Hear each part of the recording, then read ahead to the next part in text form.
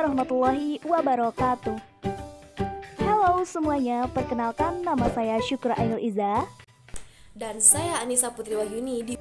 Kami dari kelas Hukum Ekonomi Syariah C, semester 2, Fakultas Syariah dan Hukum UIN Suskaryau. Video kali ini kami akan membahas tentang hak dan kewajiban warga negara. Nah, pada materi ini kita akan membahas 2 poin penting. Poin yang pertama adalah pengertian hak dan kewajiban warga negara. Dan poin yang kedua adalah asas kewarganegaraan. Oke, kita langsung masuk ke materinya ya. Check this out. Poin yang pertama yaitu pengertian hak, kewajiban, dan warga negara. Yang pertama, hak. Hak adalah segala sesuatu yang murah dan pantas untuk didapatkan oleh individu sebagai anggota warga negara sejak masih berada dalam kandungan. Contoh dari hak warga negara. Yang pertama yaitu setiap warga negara berhak mendapatkan perlindungan hukum. Yang kedua, setiap warga negara berhak atas pekerjaan dan penghasilan yang layak. 3. Setiap warga negara berhak memiliki kedudukan yang sama di mata hukum. Yang keempat, setiap warga negara bebas memilih, memeluk, dan memilih agama sesuai kepercayaannya masing-masing.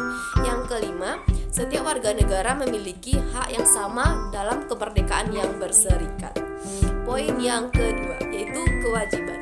Kewajiban adalah segala sesuatu yang dianggap sebagai suatu keharusan, kewajiban untuk dilaksanakan oleh individu sebagai anggota warga negara guna mendapatkan hak yang pantas untuk didapat. Contoh kewajiban warga negara. 1. Setiap warga negara memiliki kewajiban untuk berperan serta dalam membela, mempertahankan kedaulatan negara Indonesia dari serangan musuh. Yang kedua, setiap warga negara wajib membayar pajak dan retribusi yang telah ditetapkan oleh pemerintah pusat dan pemerintah daerah.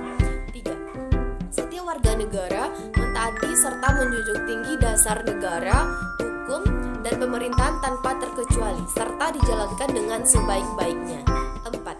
Setiap warga negara berkewajiban taat, tunduk, dan patuh terhadap segala hukum yang berlaku di wilayah negara Indonesia.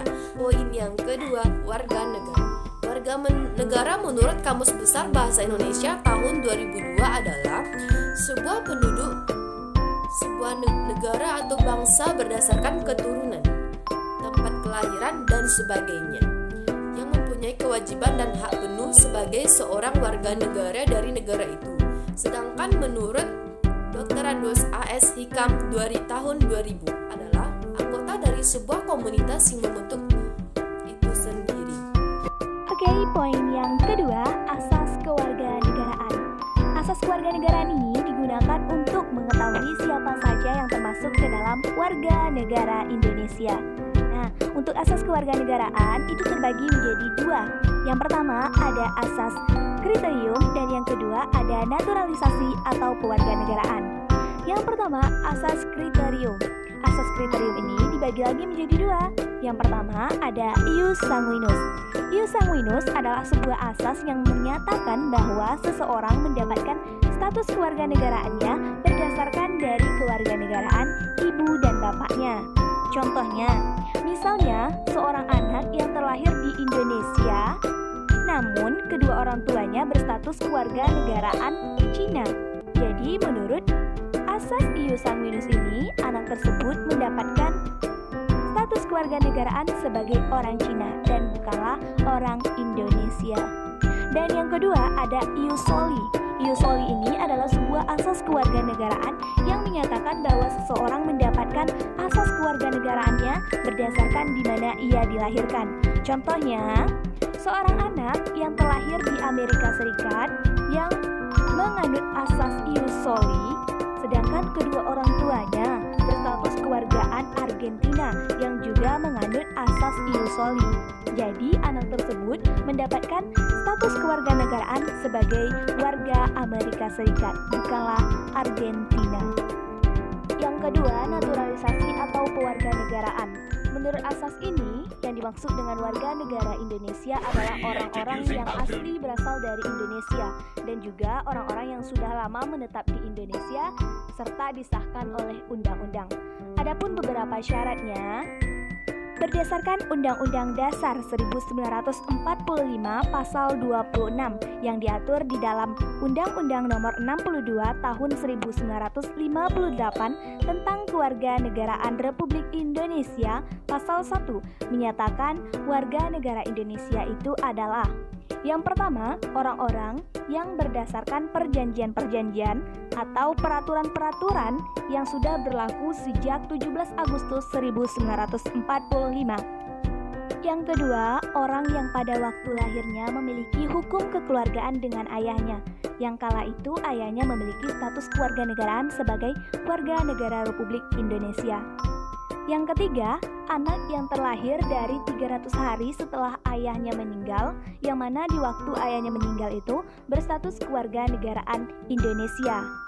Yang keempat, anak yang lahir ketika ibunya memiliki status kewarganegaraan sebagai warga negara Republik Indonesia dan ia tidak memiliki hukum kekeluargaan dengan ayahnya.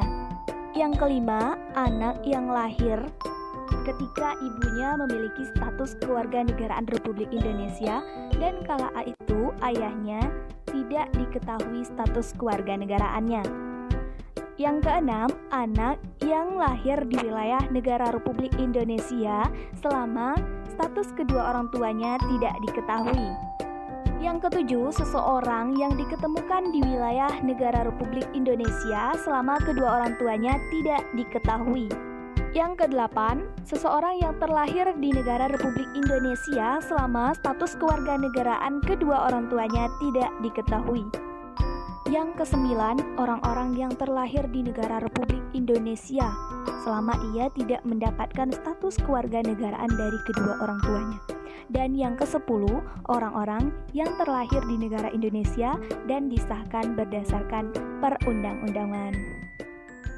Nah, dapat kita simpulkan berdasarkan Undang-Undang Nomor 62 Tahun 1958 ini, untuk memperoleh sebuah status kewarganegaraan itu dapat dari kelahiran, pengangkatan, dikabulkannya permohonan, pernyataan, atau sebab akibat dari sebuah perkawinan.